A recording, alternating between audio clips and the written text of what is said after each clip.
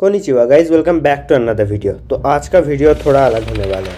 आज मैं आप लोगों को एक ऐसी हॉरर स्टोरी सुनाने वाला हूँ जिसे सुन के आप लोगों के रोंगटे खड़े हो जाएंगे। तो वीडियो स्टार्ट होने से पहले मैं एक बात बताना चाहता हूँ कि अगर किसी को ऐसी हॉरर स्टोरी से कोई प्रॉब्लम होता है या फिर उसकी हालत बहुत ख़राब हो जाती है तो प्लीज़ इस वीडियो को मत देखना।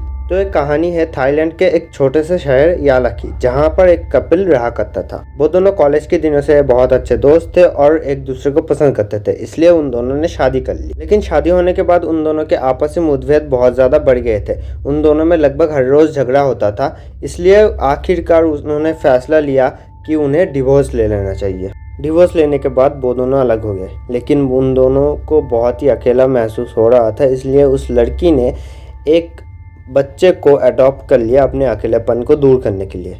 लेकिन उस लड़के ने कुछ और किया, मतलब उसने अल्कोहल कंज्यूम करना स्टार्ट कर दिया अपने अकेलेपन को दूर करने के लिए। बहुत दिन बीत गए, उसके बाद उन दोनों को लगा कि उन दोनों को फिर से वापस आ जाना चाहिए। इसलिए लड़के ने जाके लड़की को बोला कि हम सारी बातें भुला के हम फिर से एक साथ रहने लगते हैं। तो लड़की भी मान गई। तो वो तीनों एक खुशहाल फैमिली की तरह फिर से रहना चाहते थे। लेकिन उस लड़के का वो अल्कोहल कंज्यूमिंग इतना ज़्यादा बढ़ गया था कि वो उसे और रोक नहीं पाया, और इसी अल्कोहल कंज्यूमिंग की वजह से उन दोनों में लगभग हर रोज़ झगड़ा होने लगा। फिर आई वो काली रात। एक रात को वो लड़का एक पार्टी में गया था और वहाँ जाके उसने बहुत ज़्यादा अल्कोहल कंज्यूम कर लिए थे, जिससे वो एकदम नशे में धुत हो चुका था। जब वो घर आया, उसे देख के उसकी आई बहुत ज़्यादा गुस्सा हो गई और इसी वजह से वो दोनों फिर से झगड़ने लगे। लेकिन उस वक्त वो लड़का एकदम नशे में धुत था, इसलिए वो किचन से एक चाकू लेके आया और उस लड़की को वहीं पर मार दिया। उस लड़की को मारने के थोड़े टाइम बाद उसको होश आया और उसे पता चला कि उसने बहुत बड़ी गलती कर दी है, लेकिन अब वो कुछ नहीं कर सकता। इसलिए उसकी सबसे पहला काम था उस लड़की के बॉडी को ठिकाने लगाना, और उसने उस लड़की के बॉडी को एक कार के डिक्की में रखा और बहुत दूर लेके गया। फिर वहाँ पर उसने देखा एक दलदल सा है जहाँ पर वहाँ के जो लोग रहते हैं वो लोग अपना कचरा डालते हैं। तो उसने उस लड़की को अपने कंधे पर उठाया और वहाँ जाके उसने उसे फेंक दिया। फिर वो घर आ गया और आके उसके बॉडी से बदबू आने लगी। उसे लगा ये उसी दलदल की बदबू थी, इसलिए वो नहाने चला गया। वो नहा के आया, फिर भी उसकी बॉडी से वो बदबू गई नहीं।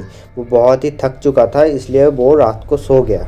सुबह उसके कंधे में बहुत ज़्यादा दर्द था, लेकिन वो उस बारे में ज़्यादा सोच नहीं रहा था, क्योंकि वो ये सोच रहा था कि जब उसका लड़का उसके मम्मी के बारे में पूछेगा तो वो क्या जवाब देगा, क्योंकि उसका लड़का उसकी मम्मी से बहुत ज़्यादा क्लोज था और हमेशा उसके साथ ही खेलता रहता था। लेकिन जब वो नीचे आया तब उसके लड़के ने उसके मम्मी के बारे में कोई भी सवाल नहीं किया, तो बस वो उसके पापा की तरफ देख के धीरे धीरे मुस्कुराता रहता था। लेकिन जब उसने उसके बारे में कोई सवाल नहीं पूछा तो उसने भी ज़्यादा कुछ बोलना ज़रूरी नहीं समझा और वो सीधा ऑफिस चला गया।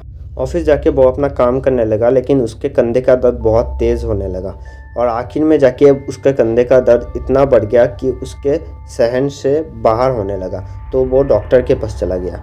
डॉक्टर ने उसका चेकअप किया, लेकिन उसे भी कुछ पता नहीं चला।